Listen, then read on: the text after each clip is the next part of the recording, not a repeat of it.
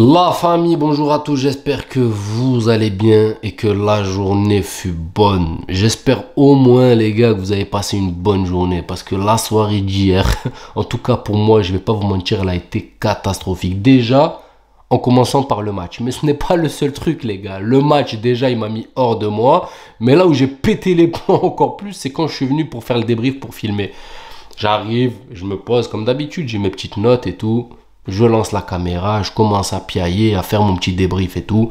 Je suis content, j'ai fait mes 10 minutes de débrief, même si j'étais content parce que j'ai fini ma vidéo. C'est toujours une victoire d'avoir fini sa vidéo. Et les mecs qui font du YouTube doivent savoir de quoi je parle.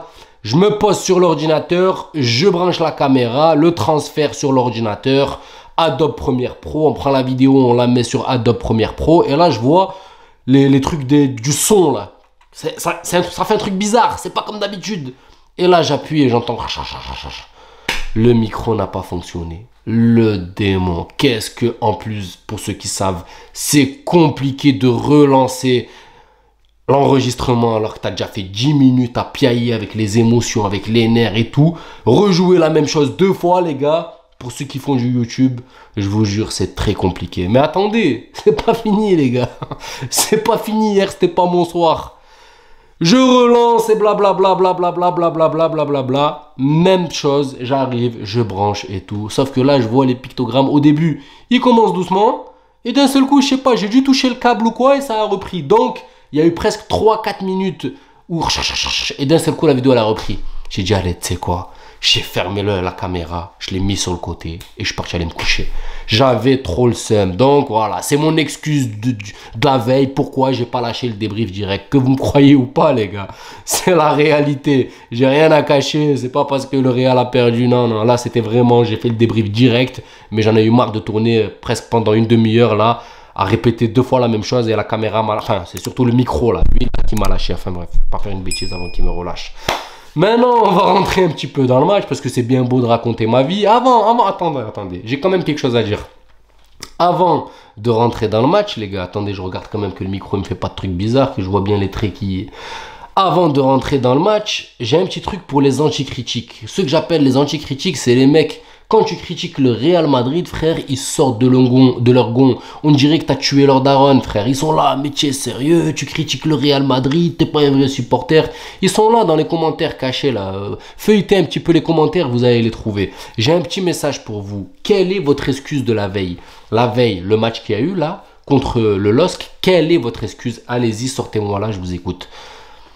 C'est quoi l'autodéfense là du Real Madrid? Qu'est-ce qu'il y a à défendre sur le match qu'on a vu hier?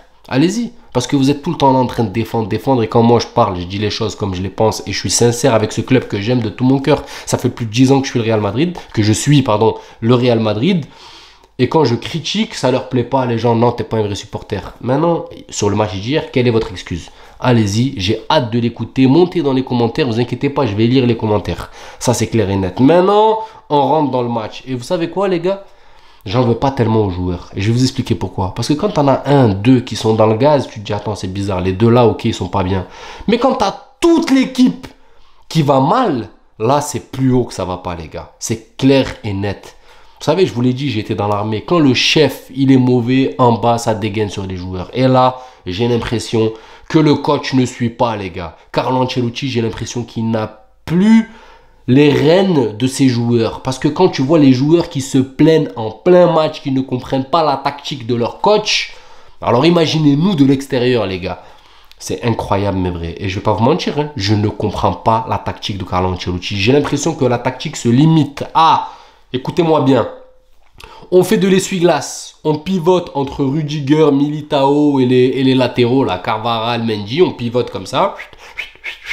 Dès qu'il y a un trou au milieu, on envoie une balle en profondeur ou à Bellingham ou quoi. S'il n'y a pas de trou au milieu, Rudiger envoie à Vinicius ou à Hendrick, en l'occurrence hier, ou quoi, et on envoie des ballons comme ça et on les perd.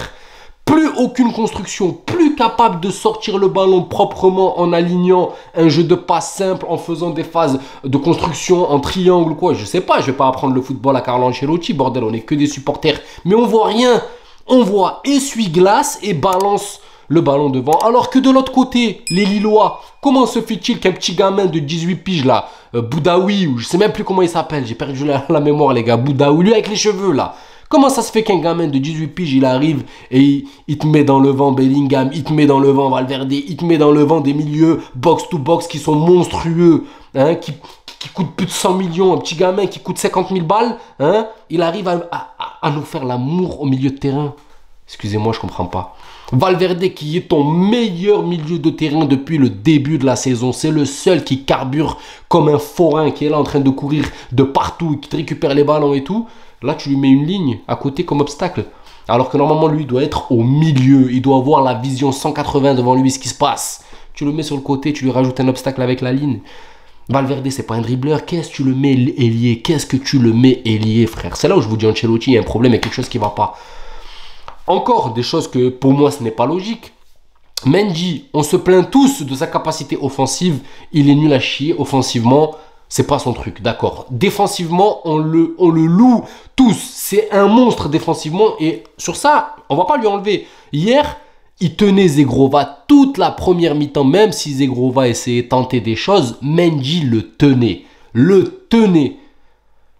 Et à la mi-temps, la seule idée que tu as, c'est de sortir Mendy pour entrer Fran Garcia, pour apporter de la verticalité. Entre parenthèses, essaye déjà de toucher tes milieux de terrain avant de vouloir toucher Fran Garcia pour qu'il puisse envoyer des ballons aux attaquants. On n'arrivait même pas à toucher Camavinga ou Bellingham. Donc moi, franchement, hier, la compo d'Ancelotti, je comprends rien du tout. Je comprends rien du tout, non. Moi, les gars, hier, j'ai dormi dans un état, je vais pas vous mentir. Hein. Donc c'est pour ça que je vous dis, tu peux en avoir un qui va pas dans le jeu, mais pas toute l'équipe. Tu peux en avoir 2, 3, mais pas toute l'équipe. Là, les gars, toute l'équipe est dans le gaz. Le seul mec qui tire son épingle du jeu à l'heure actuelle dans cette équipe du Real Madrid, c'est Valverde. Valverde. Et tu sens, ça commence à peser physiquement sur lui. Je l'ai dit dans un ancien débrief, j'ai dit les gars, Valverde, s'il continue comme ça, à faire des efforts de psychopathe, le mec il est là, MDC, MC, il est MOC, il fait un travail de fou à la récupération de balles, on va le trouver sur les rotules les gars. Et c'est ce qui est en train d'arriver. Je vous jure que Valverde, je commence à ressentir sa fatigue. Parce qu'il ne pourra pas tenir comme ça indéfiniment les gars. C'est le seul à faire un effort colossal. J'ai l'impression que les autres sont en stand-by mais ils ne comprennent pas. J'ai l'impression parce que comme je vous l'ai dit dans l'ancien débrief, je sais pas plus sur quel match, tu commences à voir les joueurs sur le terrain en train de lever les mains parce qu'ils ne comprennent pas la tactique du coach, c'est qu'il y a un problème. C'est pour ça que je vous dis Carlo Ancelotti est en train de perdre les rênes. Parce que vous m'excusez les gars, hier, c'était eux le Real Madrid. On était les Villois hier les gars. Une équipe qui a gagné un seul match sur leurs 6 derniers, leurs 6 dernières rencontres. Et ils arrivent, ils viennent et ils nous tapent en Ligue des Champions normale alors que le grand Real Madrid est censé faire peur. Non les gars, là je suis redescendu. Vous avez vu les débriefs que j'ai fait hier avant de... Donc là, le micro vous a épargné ça les gars. Mais... Oh là là, j'étais fin énervé les gars. Là aujourd'hui je suis bien redescendu. Et dans ma tête, vous savez comment je me réconforte?